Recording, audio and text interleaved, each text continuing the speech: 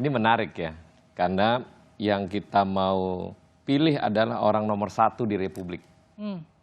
Jangan ada isu tentang terkait korupsi. Presiden Jokowi 2014 malah menyarankan waktu itu menteri kabinetnya itu harus di clearance oleh KPK. Oke. Maka sekarang kenapa saya usulkan untuk para capres-cawapres untuk diperiksa KPK. Tapi kontranya adalah, kan gak ada masalah. Ngapain mesti diperiksa? Betul. Saya adalah pelaku orang yang diperiksa KPK tanpa perkara. Nah, kenapa enggak capres-cawapres yang ada untuk Republik ini diperiksa? Anggaplah dijadikan security clearance. Oke. Karena mau jadi nomor 1. Tidak ada lagi kriminalisasi, politisasi terkait para calon ke depan.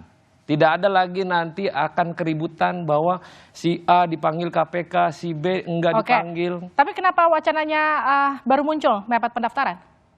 Wacana ini sebenarnya pas waktu saya menyampaikan secara spontanitas.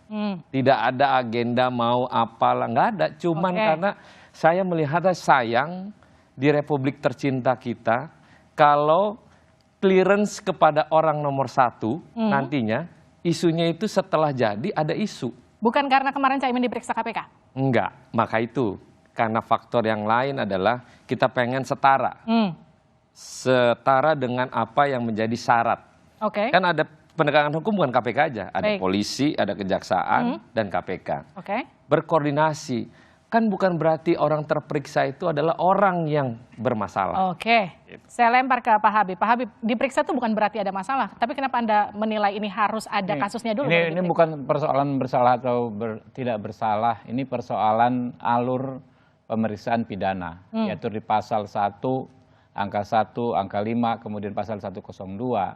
Konstruksinya pidana itu adalah informasi dulu, ada atau tidak pidana. Setelah informasi baru dicari ada atau tidak pidananya, baru dicari orangnya. Tidak bisa misalnya dicek seseorang apakah dia ini bersih atau tidak, nggak bisa karena menjadi berkebalikan dan itu berbahaya yang diusulkan ya. Semangatnya bagus, tapi kalau secara teknis dilaksanakan justru akan berbahaya. Kenapa? Akan menimbulkan kekebalan hukum bagi pelaku korupsi yang belum terdeteksi saat dilakukan screening oleh penegak hukum tersebut. Misalnya mau pemilu, mau pilkada, di screening, ya kan? Oh bersih, dideklar bersih, boleh ikut pilkada, boleh ikut pilpres.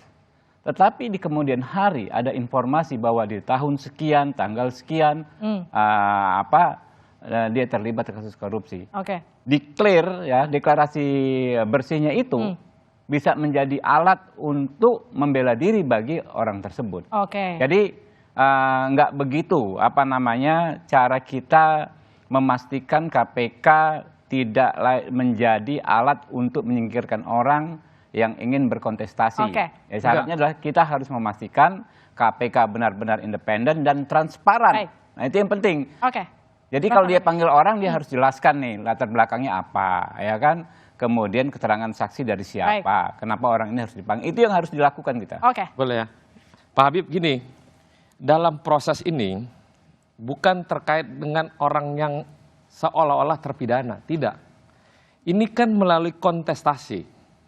Kontestasi ini diperlukan supaya clearance-nya lengkap melalui proses penegakan hukum. Nah, kalau yang 3 orang calon nanti jadi, dia berperilaku pelaksanaan jadi presiden, ada pidananya korupsi, itu lain hal. Tapi sekarang ini gunanya kenapa saya usulin itu adalah merekod dari pihak-pihak 3 orang ini. Misalnya calonnya udah daftar nih. Sama lah kayak syarat medical check up. Sama kayak kita buat SKCK. Datang kepada polisi, dicek secara faktual.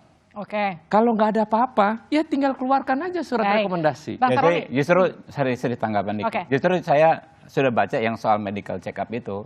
Saya pengen menanggapi justru ini berkebalikan dengan medical check up.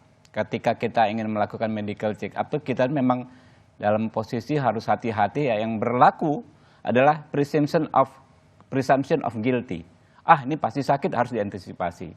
Tetapi ketika kita bicara penegakan hukum di sisi lain, kita dalam bicara soal HAM ya.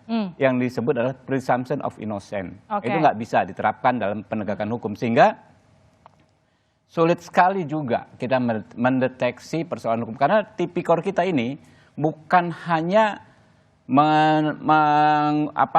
menguntungkan diri sendiri, Pak, memperkaya diri sendiri, ini maksudnya, tapi memperkaya orang lain.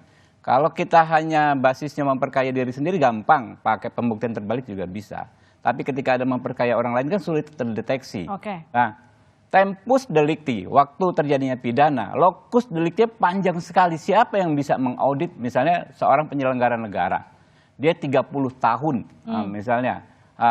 Dia bekas PNS, bekas dosen, ya kan? 30 tahun dia mengabdi, lalu mau diaudit tahun per tahun, kegiatan yang mana?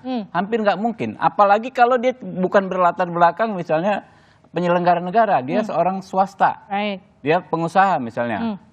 Bagaimana kita mengecek apakah pernah dulu tahun sekian, 80 sekian misalnya dia menyuap pihak penyelenggara negara dan sebagainya. Nggak mungkin. Jadi tempus delicti, locus delictinya sangat-sangat luas gitu.